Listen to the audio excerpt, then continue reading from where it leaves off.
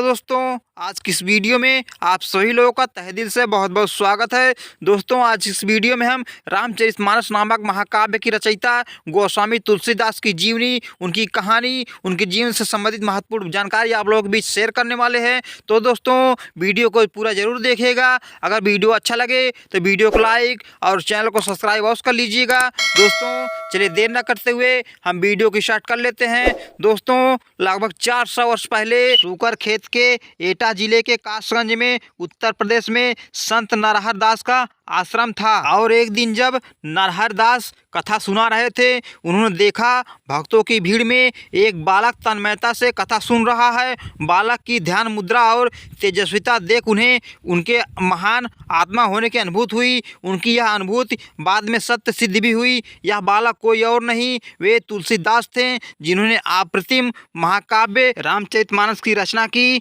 और तुलसीदास की बात करें तो तुलसीदास जी का जन्म यमुना तट पर स्थित राजापुर चित्रकूट में हुआ था। इनके पिता का नाम आत्माराम दुबे और माता का नाम हुलसी था। और जन्म कुछ ही समय बाद इनके सिर से मां का साया उठ गया। संत नरहर दास ने अपने आश्रम में इन्हें आश्रय दिया। वहीं इन्होंने राम कथा सुनी। 15 वर्ष तक अनेक ग्रंथों का अध्ययन करने के पश्चात तुलसीदास जी अपने जन्म स्थान राजापुर चले गए। यहीं पर उनका विवाह रत्नावली नाम की एक सुंदर कन्या के साथ हो गया। एक दिन जब तुलसीदास कहीं बाहर गए थे, रत्नावली ने अपने भाई के यहाँ मायके बिना बताए चली गई थी। घर लौटने पर तुलसी को जब पता चला कि वे मायके चली गई, वे उल्टे पांव ससुराल पहुँच गए। तुलसी को देखकर रत्नावली ने कहा था कि लाज न आवत आपको, दौरे आयो साथ, धिक धिक ऐसे प्रेम को कहाँ कहो मैं नाथ। अस्ति चरमह दे मम तामे जैसी प्रीति, तैसो जो श्री राम मह होती न तव भवभीति। इस प्रकार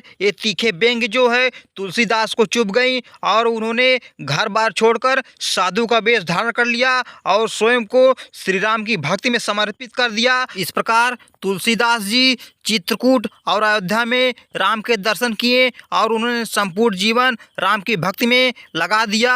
और उन्होंने संवत 1631 में उन्होंने रामचरितमानस की रचना प्रारंभ की। और उनकी यह रचना काशी की 80 घाट में 2 वर्ष 7 माह 26 दिनों में संवत 1637 में पूरी हुई। जन भाषा में लिखा यह ग्रंथ रामचरितमानस के नाम से प्रसिद्ध हुआ। यह केवल भारतीय साहित्य का नहीं बल्कि विश्व साहित्य का अद्वितीय ग्रंथ है। इसका अनुवाद अन्य भारतीय भाषाओं के साथ विश्व की अनेक भाषाओं में हुआ है। रामचरितमानस में श्री राम के चरित्र में वर्णित किया गया है। इसमें जीवन के लगभग सभी पहलुओं का नीतिगत वर्णन भी किया गया है। भाई का भाई से, पत्नी का पति से, पति का पत्नी से, गुरु का शिष्य से और शिष्य का गुरु से, राजा का प्रजा से कैसा व्यवहार होना चाहिए, इसका अति सजीव चित्रण भी इसमें किया गया है। उन्होंने लिखा है कि परहित सरिस धर्म नहीं भाई, पर पीढ़ा सम नहीं अदमाई। रामचरितमानस के माध्यम से तुलसीदास जी ने जीवन की अनेक समस्याओं का समाधान प्रस्तुत किया है। इसी कारण रामचरितमानस केवल धार्मिक ग्रंथ न होकर पारिवारिक, सामाजिक एवं नीति संबंधी व्यवस्थाओं का पोषक ग्रंथ भी माना जाता है। तुलसीदास ने रामचरितमानस के अलावा और भी कई ग्रंथों की रचना की, जिनमें विनय पत्रिका, कवितावली, दोहावली और गीतावली आदि प्रमुख हैं। तुलसीदास जी समन्वयवादी थे। उन्हें अन्य धर्मों, मतांतरों में कोई विरोध नहीं दिखाना पड़ता था। तुलसीदास जिस समय हुए उस समय मुगल सम्राट अकबर का शासनकाल था और अकबर के अनेक दरबारियों से उनका परिचय भी हुआ।